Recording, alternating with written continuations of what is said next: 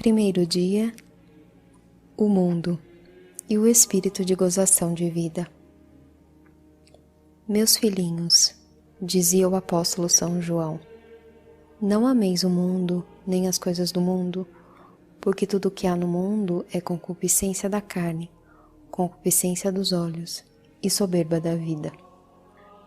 Detenhamo-nos hoje na primeira dessas indicações, o amor pelos prazeres da carne. Esse é o ponto de partida da corrupção do mundo, o que à primeira vista manifesta seu espírito. É invariavelmente pelos prazeres dos sentidos que ele começa a retirar as almas dos benefícios do mandamento divino. Consideraremos as obras e as máximas dos que são instruídos por esse espírito, com o único fim de nos desviar dele para sempre. Ó Maria, vós que a Igreja denomina a Mãe Castíssima, ajudai-nos a refletir sobre a falsa conduta dos mundanos, escravos da concupiscência carnal. No momento da morte, ser-lhes-á forçoso reconhecer que se enganaram. O mundo.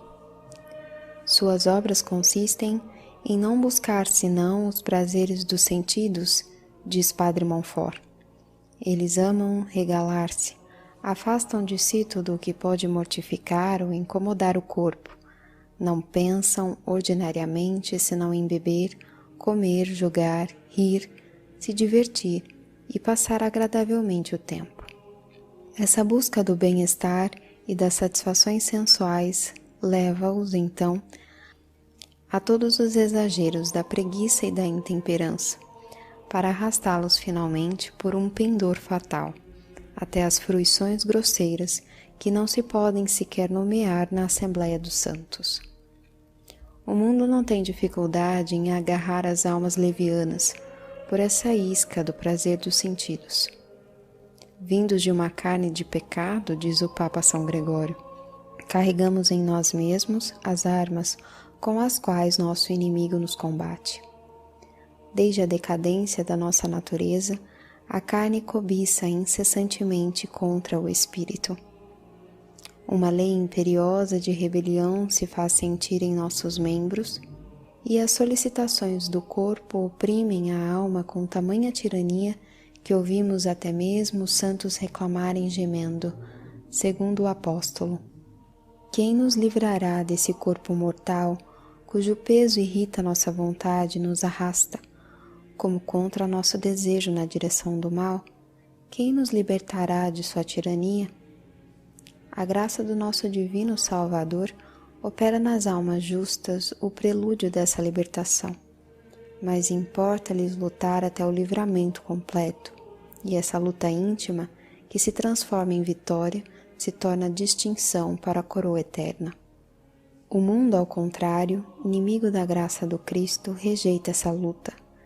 Tirando sua força da decadência da nossa natureza, ele conduz seus adeptos ao amor desenfreado por todos os prazeres do corpo, fascina-os pela reverberação de suas gozações, que ele sabe multiplicar e variar com arte.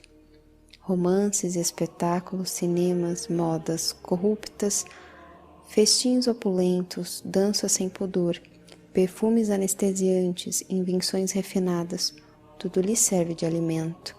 Ele apresenta a luxúria a todos os sentidos, projetando sobre o mal as aparências mais sedutoras.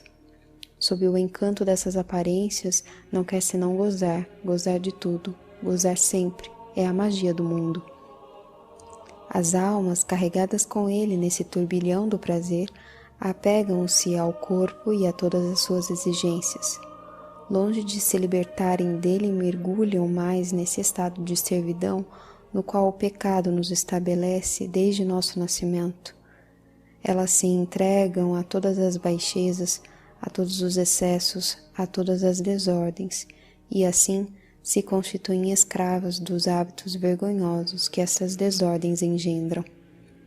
Então, nosso corpo se torna realmente essa carne tão constantemente e severamente condenada na Escritura, essa carne que não é mais o corpo precisamente, mas o que o degrada, o corrompe, o sujeita e o perde.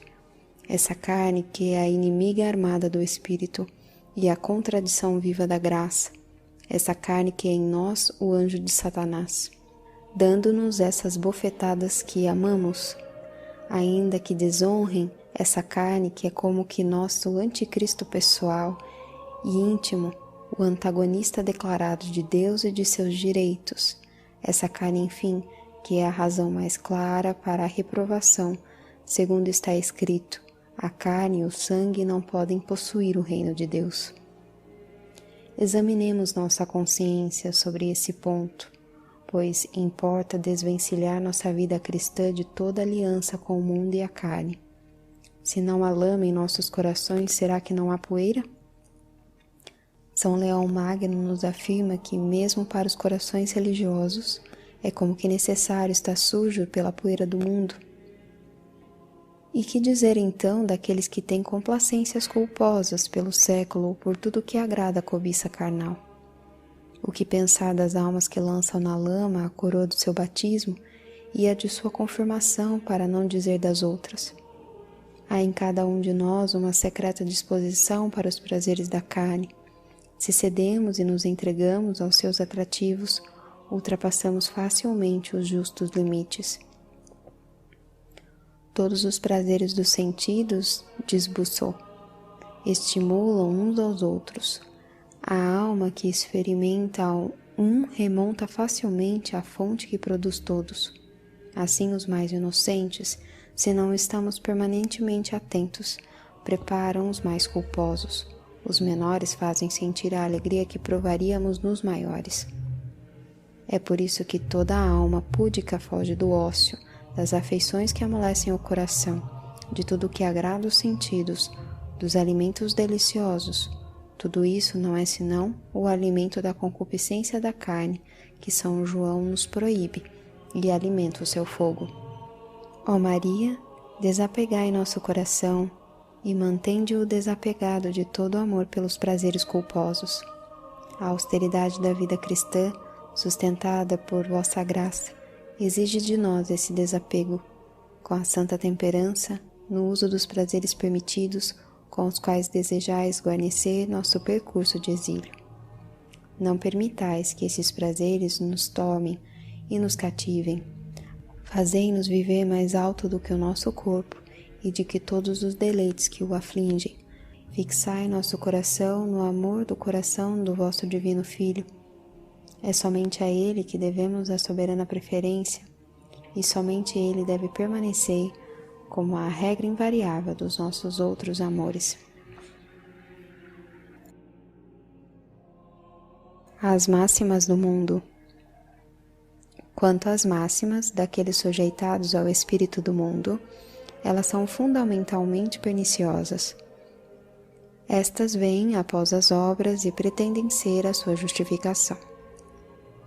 Formam um código dessa sabedoria mundana tão claramente oposta à sabedoria evangélica.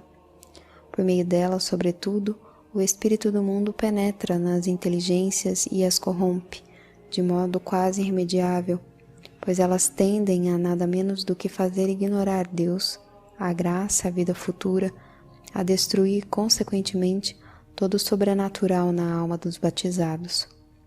Para os mundanos libertinos, com efeito, o pecado, em particular o pecado da carne, não é um mal, uma ofensa à santidade divina e à dignidade humana, mas uma simples exigência da natureza, assim como o comer, o beber, o dormir.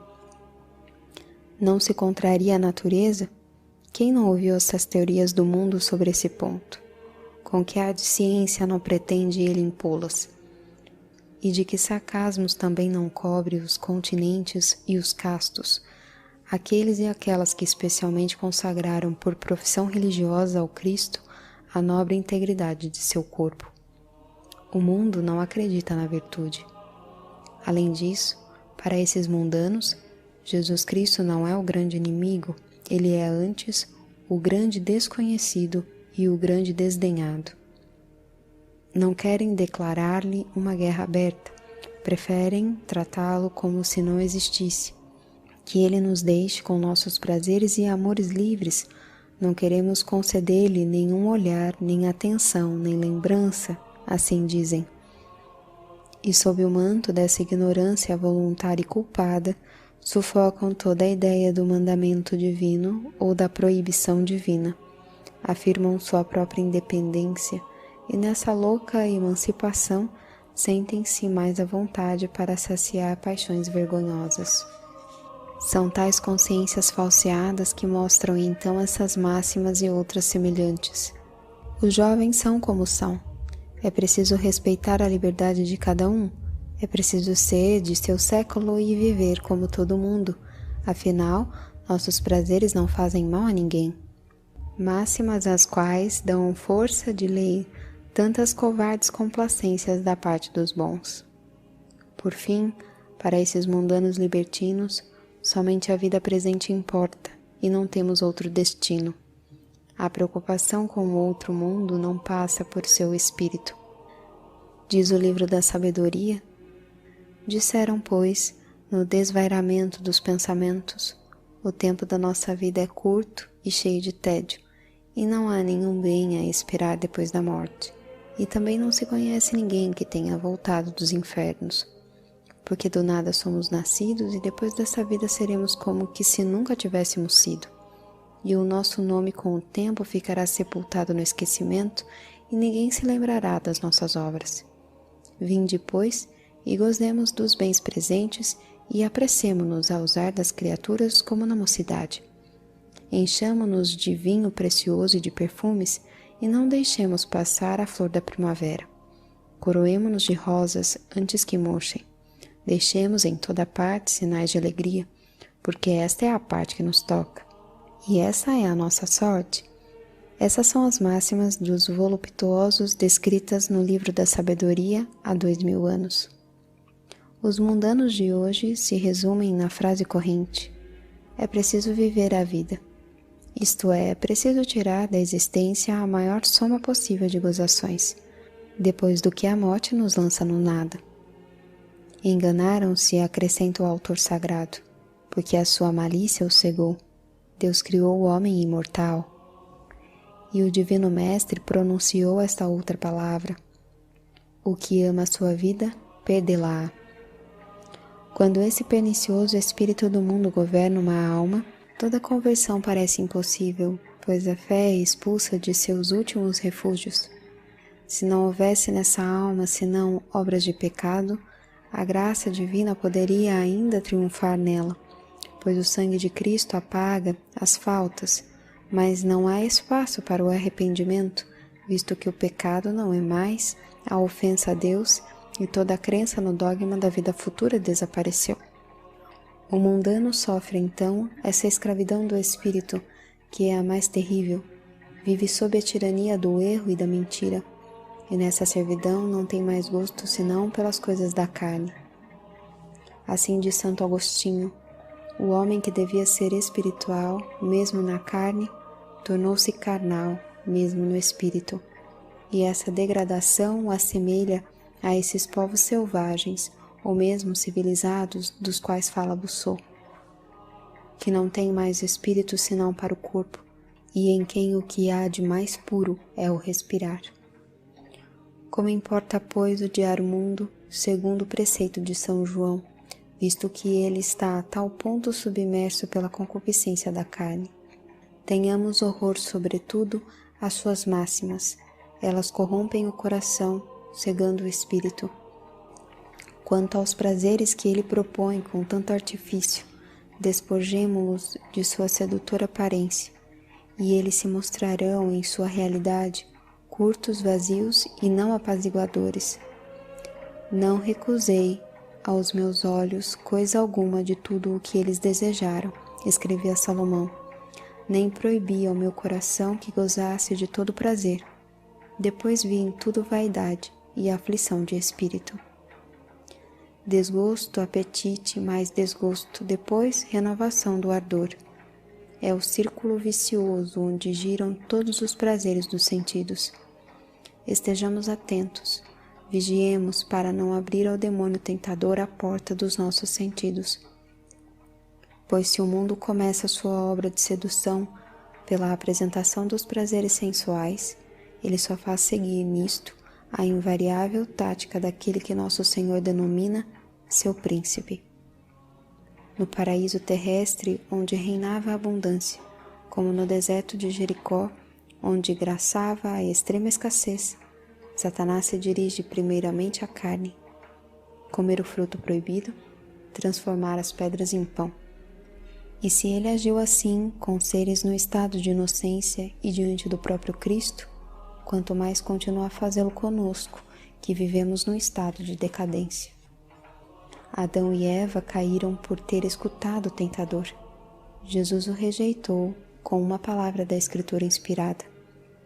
Também assim o rejeitaremos, interrogando o Evangelho na meditação que seguirá, para descobrir a oposição que existe entre Jesus Cristo e o mundo sobre o ponto que nos ocupa.